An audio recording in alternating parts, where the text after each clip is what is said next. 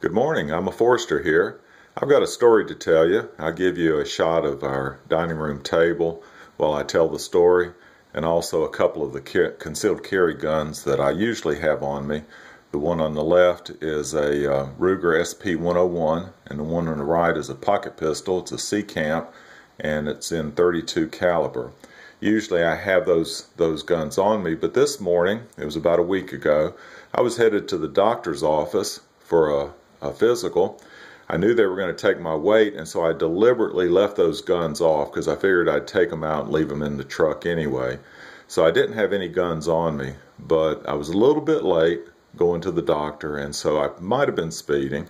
I passed a city policeman on the side of the road, and I didn't feel like I was speeding because I didn't even slow down when I saw him.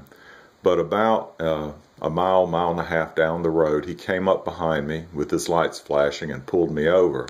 Now, we had a good discussion. It wasn't excited or anything.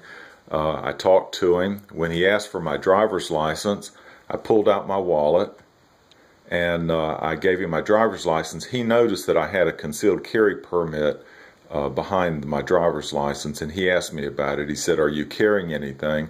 Well, I didn't have these two guns on me or any other guns, and so I said no. I did think it was odd that he didn't question me further about it. He accepted my answer and went on. Didn't seem too worked up about it. So, and you know, I did a video recently about my concealed carry permit had run out, and it has come in, so I did actually have my concealed carry license on me, my updated one. So that worked out fine. I'm glad I didn't have those guns on me the way it worked out. But he was back in his vehicle longer than I thought was necessary. But anyway, it took a long time for him to come back. And when he came back, he had this piece of paper with him. Now, I'll show you the back side of it. You can read that if you want to. Just a lot of information about the rules. Here's the fine down here, $81.88. I won't show you the other side because it's got my personal information on it. But he asked me if I had any questions. Of course, I said I didn't. And I went on to the doctor and then on to work. Usually, and I haven't gotten that many tickets, I have found many of the speed traps in South Carolina, and there are a few. The ones that come to my mind are Olar, South Carolina, is probably the worst, Bono, Scranton, and then there's always Coward, South Carolina. But I have gotten 5 or 6 speed tickets. I usually get one every couple of years, and then I slow down just a little bit. But when I get one, I usually use it as a good reminder to slow down, and it's not that big a deal. But I was going to go ahead and pay this ticket and mail it in, and so I got out the ticket, checkbook, and I was gonna pay it, and I noticed that my information was correct on the other side of this paper, except for my name. My name was not correct. Now, there's 2 people here in this town that have the same first and last name, but we have a different middle name, and I think that person was selected.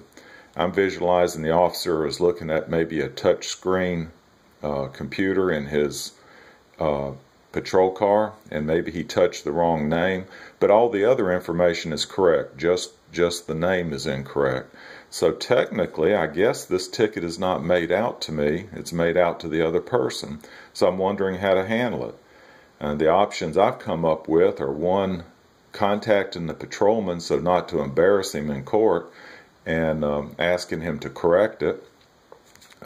Number 2, going ahead and paying it and just forgetting about it.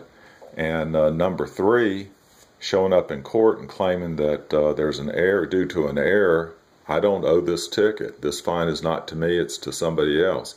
How would y'all handle that? If there's any patrol officers out there that can weigh in, I sure would appreciate it. Oh, and by the way, my blood pressure was high at the doctor's office, but he got a laugh out of it when I told him why. Y'all take care.